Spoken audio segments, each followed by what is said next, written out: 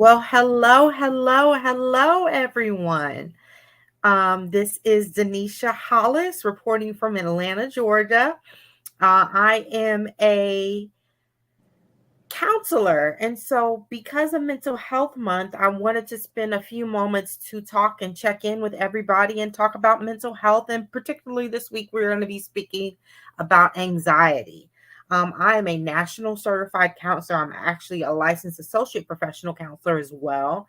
I work in counseling, and that is my joy. It is my love, and I want to impart some knowledge onto other people. We have my good friend and colleague here, Patrick. Patrick, if you would like to introduce yourself, you can too as well.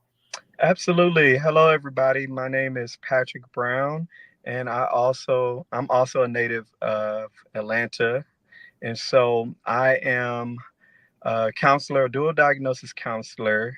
And what that means is that I focus on both mental health and substance abuse. And I facilitate group therapies as well. And so I am certified in anger management. I'm certified as positive mind management coaching, and I'm also certified in grief. And so those are my accolades, as people may say. And so I enjoy doing counseling. I think it's my second nature. And I love group therapy. Group therapy is so amazing to me. It provides a different perspective on therapy, and so I love doing it. It's my life. Very good, very good. And so,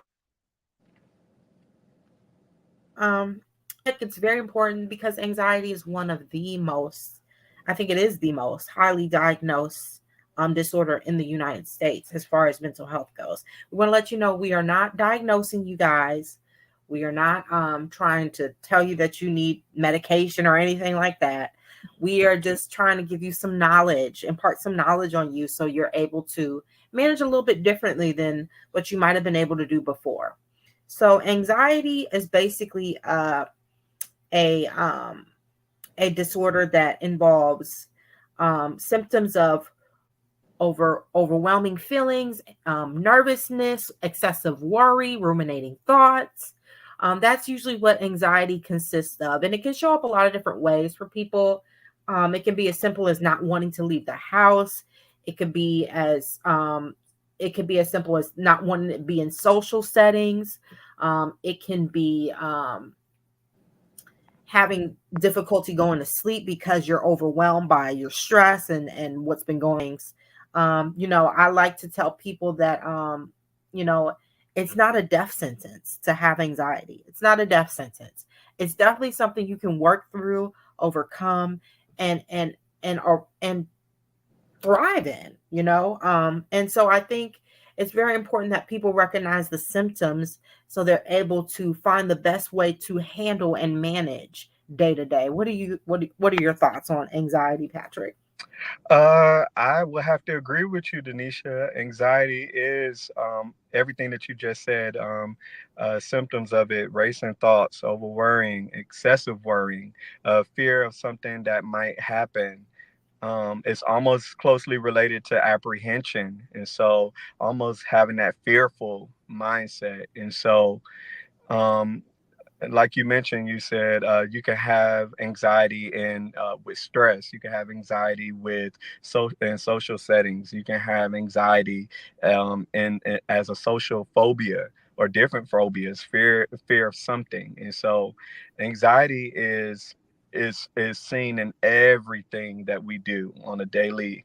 And so, the thing that we need to recognize, of course, is number one, to be educated on what anxiety is, and then also have a conversation.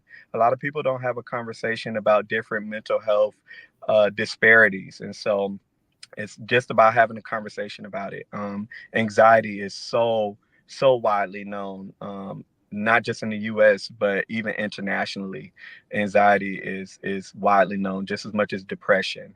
And so, just having a conversation about it just open doors to what it is and how we can cope and manage those symptoms moving forward. Mhm.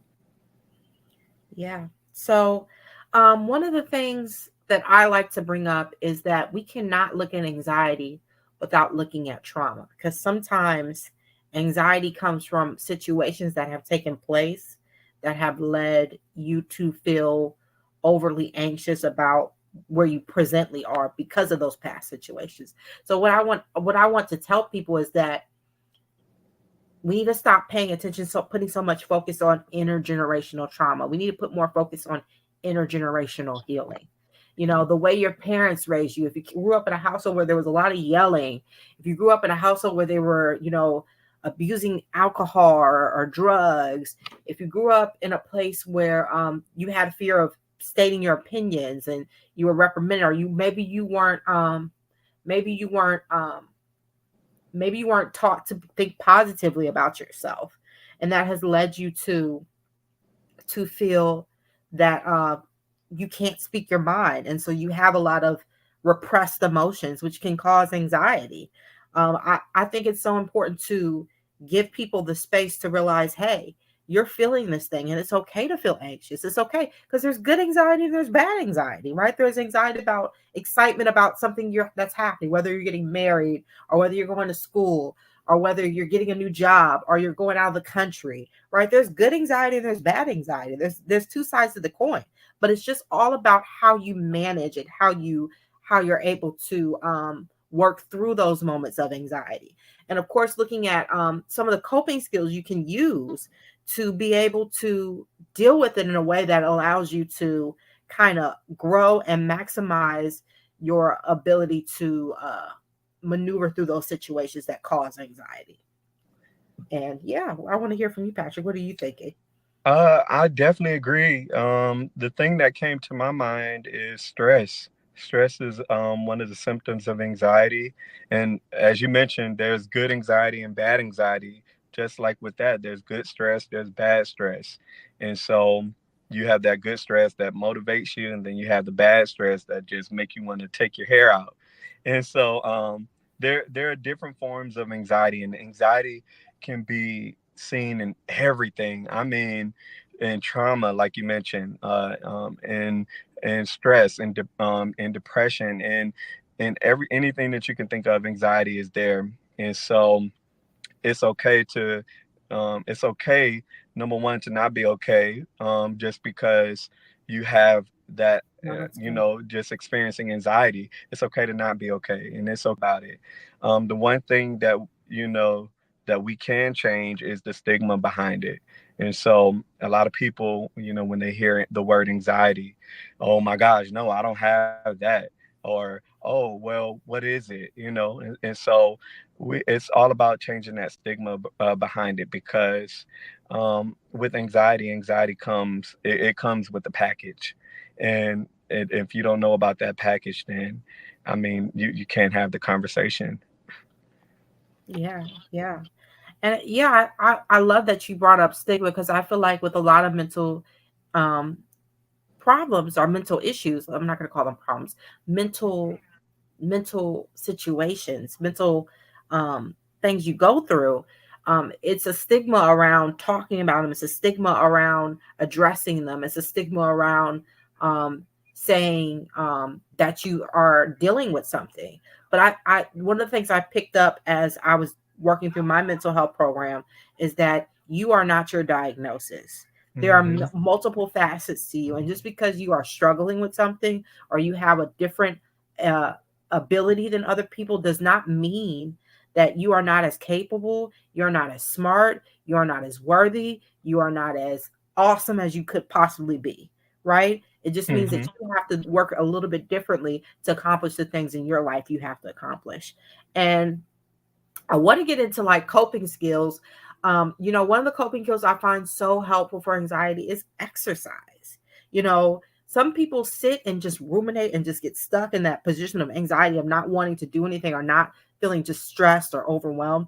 and they don't want to get up and do anything. But if you get active, you can work through some of the anxiety, that dopamine, those endorphins, that can really trigger something in you that allows you to work through those issues. What are some coping skills you feel like would be good for people to know, Patrick? I think you hit it right on the nail, but some that came to my mind was, of course, progressive relaxation techniques. Mhm. Of course, everybody's favorite deep breathing exercises, and walking, of course. Everybody's universal coping skill is listening to music, and so just anything that can serve as a distraction from your anxiety symptoms is deemed as a coping skill. And so we just want to make sure, and with coping skills are meant to be beneficial, because there are unhealthy coping skills that a lot of people partake in. And so just want to separate the two between healthy and unhealthy coping skills. And so just understanding what benefits you, and what's going to be beneficial to reducing and managing those anxiety symptoms. So those are a few coping skills that came to my mind. Yeah, yeah. I think you brought up an important point, which is that we have to identify what are negative coping skills and what are positive coping skills. Because something can come in a pretty package and it not be something that's useful in the long run for you, such as excessive drinking, such as excessive spending, such Mhm. as isolation. Like those things seem good in the moment because it's a temporary fix to a long term problem, but it's really detrimental to the process of you coming to terms with what you're dealing with when it comes to anxiety, right? Some people Mhm. feel like, oh, I can't socialize with people unless I'm drunk or unless I'm tipsy, right?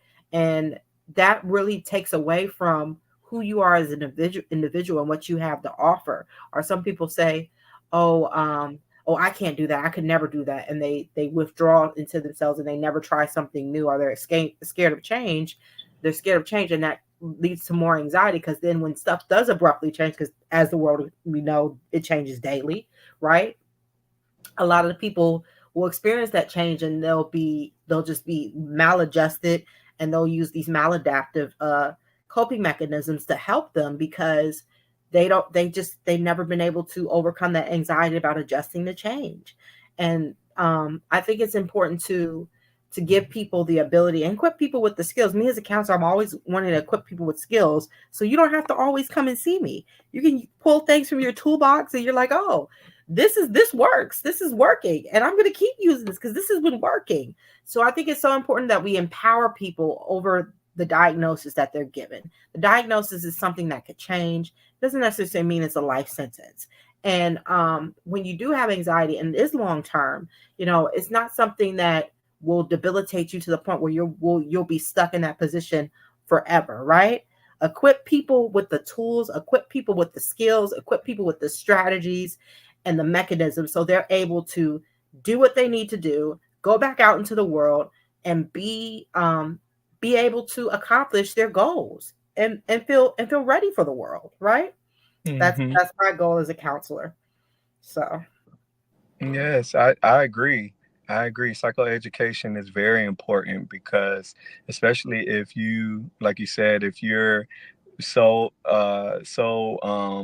to those maladaptive coping skills, then you won't even have a chance to know what the positive or the adaptive coping strategies are like. And so having a sense of that, having psychoeducation, teaching, understanding, and I know for me, I come from a teaching background, and so I like to educate every time, and my clients know that about me too. They know, oh, Mr. Patrick, he's gonna educate me on something. We're not just gonna do nothing. He's gonna educate us.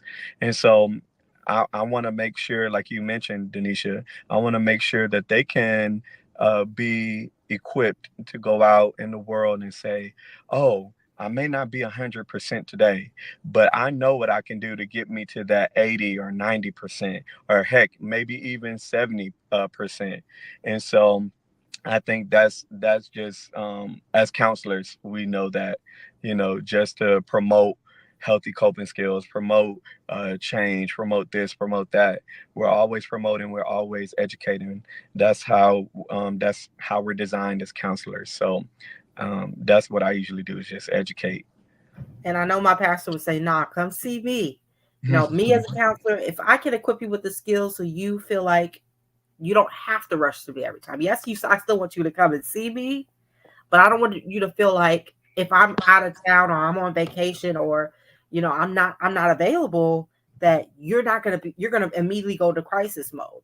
I want you to Mhm. be able to de-escalate yourself and check in with yourself and be able to manage, and so Mhm. that's my biggest goal. Like, once you tell me you helped me through this, that is like so rewarding to me. And I've had patients tell me that, but I feel like that is the most rewarding thing you can say. You helped me with this, and now I'm ready to take on the world. And I'll see you maybe once a month, once every few weeks, but it'll just be check-ins, and I feel like I'm equipped. Like, I that is so rewarding. And I feel like anxiety is one of those things where you can learn to be equipped to manage and to work through those things that you have going on. Um, I want us to come to a close because we've been talking for quite some time. But yeah, no, I just my final remark is just anxiety is you can heal from it. You can heal and you can grow, and it's not something that is going to take you away from having a beautiful and normal, not I hate to say normal, because normal, I feel like normal is so overrated. And what is normal? But a balanced, a stable life. You're going to be able to do those things that you want to do, and you have to keep that positive mindset and look from a strength based perspective when it comes to it. So yeah. Yeah, I definitely have to agree. Just making sure that you continue the practice. Practice never stops, and so we just want to make sure that, and also, Denisha and I can be a support for you. If you're experiencing anxiety, or if you're not, or if you want to know more information about it, we're here as a support. We definitely want you to make sure that you continue to be aware about certain things, and just we'll continue to educate and do what we need to do, but just be aware, just be open, and just be vulnerable for and to be educated about certain things, okay, especially anxiety. Yes. So I hope you all have a wonderful week. I hope you all check in with yourself, practice self-care, do those things you need to do to feel good, and continue to breathe life into yourself. That is all we have for you today. And thank you so much. Yes, thank you.